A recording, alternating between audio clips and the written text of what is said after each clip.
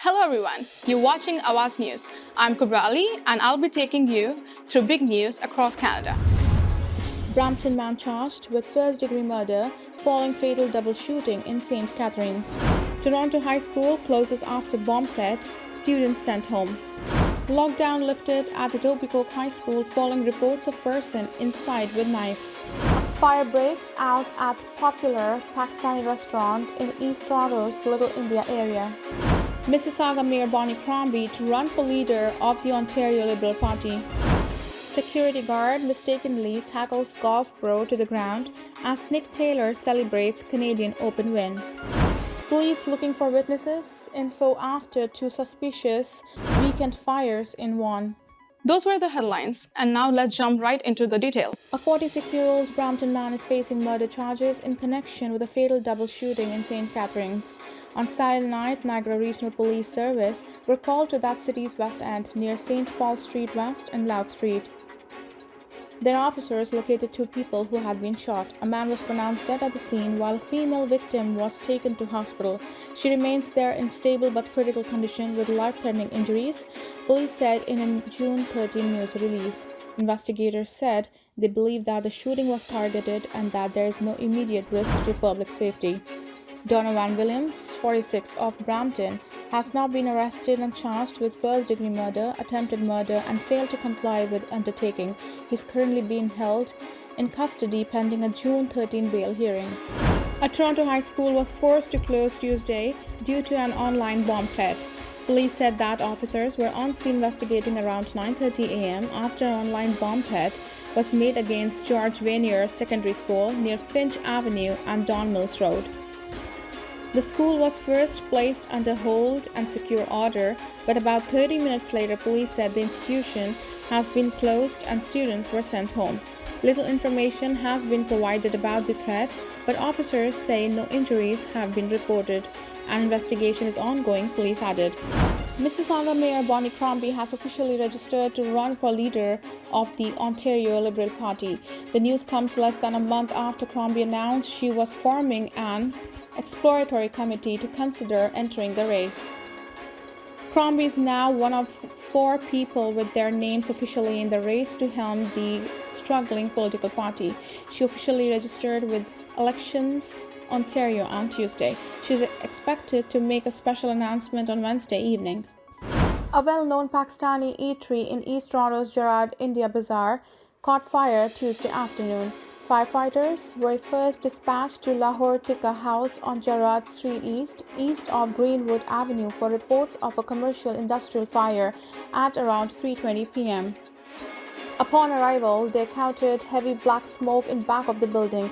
Toronto Fire Services told Awaz News that the blaze, which has since been knocked down, mostly impacted the roof of the building. There are no reports of injuries and no one is believed to have been inside the restaurant at the time of the incident. Gerrard Street East is currently blocked from Highfield to Hiawatha roads. Nick Taylor's champagne shower at the Canadian Open turned into a dramatic tackle as a security guard mistakenly slammed a fellow golf star to the ground on Sunday night. The scene unfolded as Taylor's 72-foot eagle putt dropped to win the RBC Canadian Open at Oakdale Golf and Country Club in Toronto. The 35-year-old from Abbotsford emotionally wrapped his arms around caddy David Markle as he broke the 69-year drought since a Canadian won the Canadian Open. That's when golf pro Adam Hadwin charged the green and shook a bottle of champagne in his friend's direction to celebrate the historic moment. But as he inched closer, the security guard swiftly tackled him to the ground, pinning him down on course as half a dozen PG officials swarmed the scene. Markle broke from his embrace with Taylor and ran towards the chaos, along with a handful of others, to clear up the misunderstanding.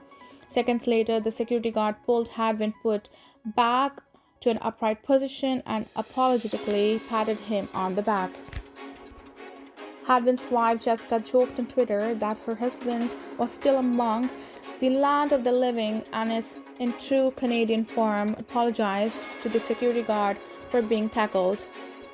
Hadwin's profile photo on Twitter was promptly changed to an image of the tackle with the frame labeling it as a Canadian heritage moment.